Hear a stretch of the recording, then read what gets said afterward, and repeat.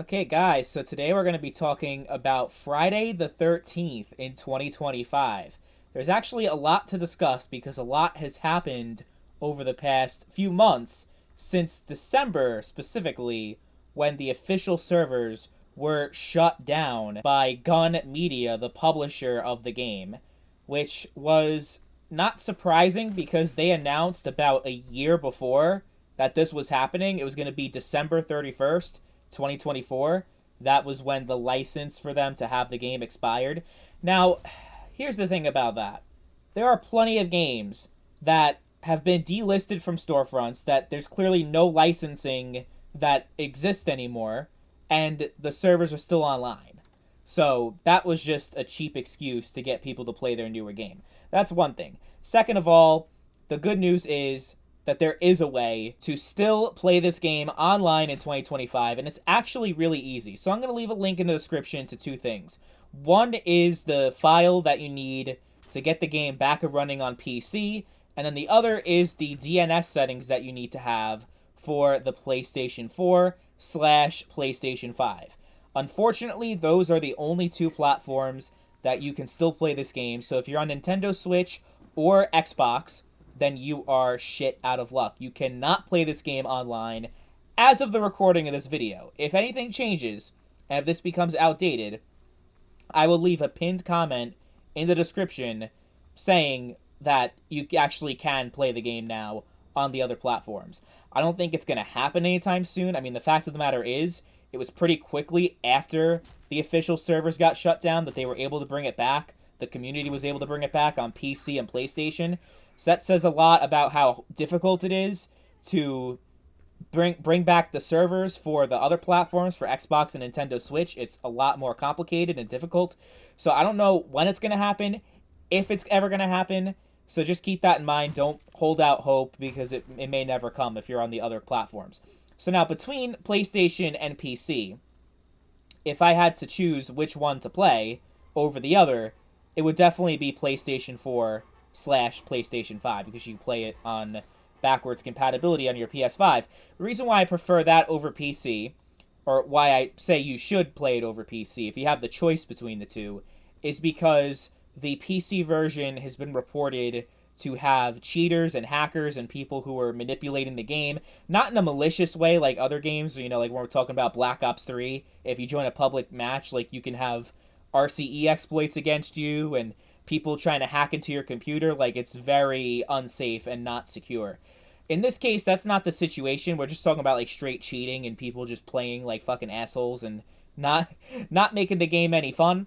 So I mean, if you want to play private matches against friends, because it's, you only need 8 people to get a full game going, and you can find 7 other people that that have the PC version, then you could use the method in the description, and the instructions are very simple. Like, you click on the link, the archive.org link, and the instructions are so basic, like anyone can do. It's not like that complicated, so I don't think a tutorial is necessary.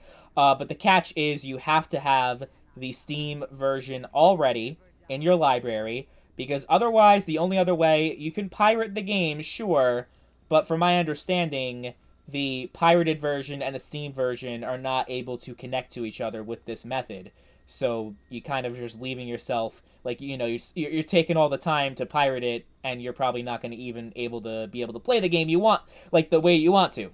So that's one thing. And then also, as far as the like actually obtaining the Steam version in 2025, yeah, because it got delisted, the keys on G2A and other websites, because that's like the only way to buy Steam keys and to actually buy the game when it's delisted.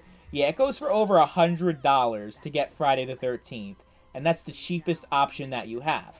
Now on PlayStation, it's a different story because you got a physical retail version of the game, so you can just go on eBay, get the game for as little as $10 I've seen on websites, so you can get it for really cheap. So it's a lot more accessible if you've never had the game before.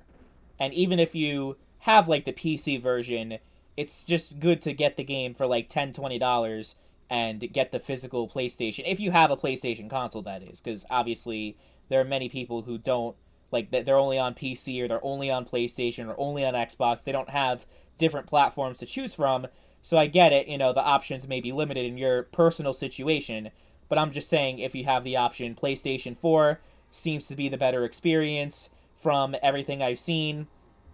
Now, this gameplay was taken from the Xbox version, which you cannot play in 2025. I played the game a couple of days before the server shut down, and this was actually my very first time playing Friday the 13th, so I can't really share too much insight or memories that I have with the, because the memories were never there. I never played it before. I got it because it was like a Games with Gold that I had like years ago, but I never had the chance to play it, or I never like decided to play it for whatever reason, because there were just so many other games that I wanted to play instead.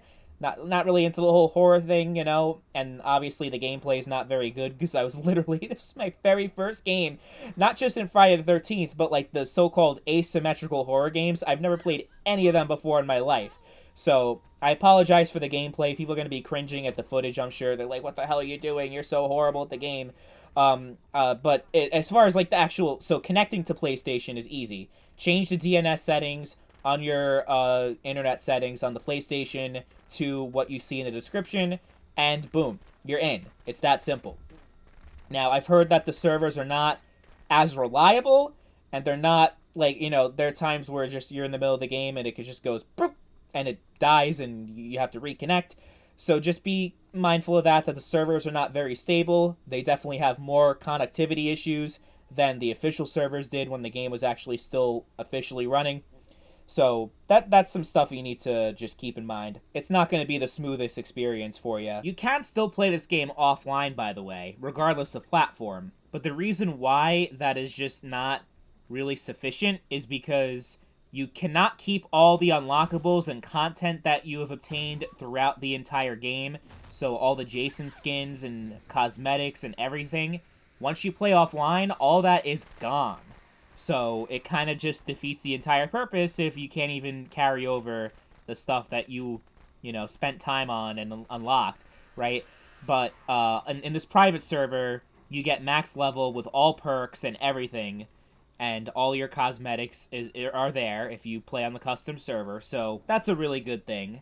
And plus, it's just a lot more fun playing online. It's a nice party game. It's a unique experience that you can't really play anywhere. Even other games like Dead by Daylight and other games in the genre, they just don't really compare directly to Friday the 13th. The Friday the 13th game was one of the more iconic multiplayer games that we've had over the past decade, and I'm glad that it at least survived in some form, as much as, it sucks being an Xbox player and kind of getting shut out from it, and same thing if you're a Switch player, but it is what it is. I'm happy that at least some people get to enjoy this game still and are having fun.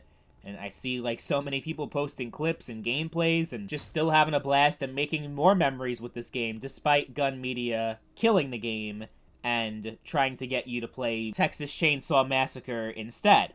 Which, there are a lot of fans of that game, and it's gotten mostly good reception, but it's not a replacement for Friday the 13th. It's just not, right? So, I'd say it's worth playing, at least if you already own the game on Steam, or have the PlayStation version, or have a PlayStation console that you can play to get this game.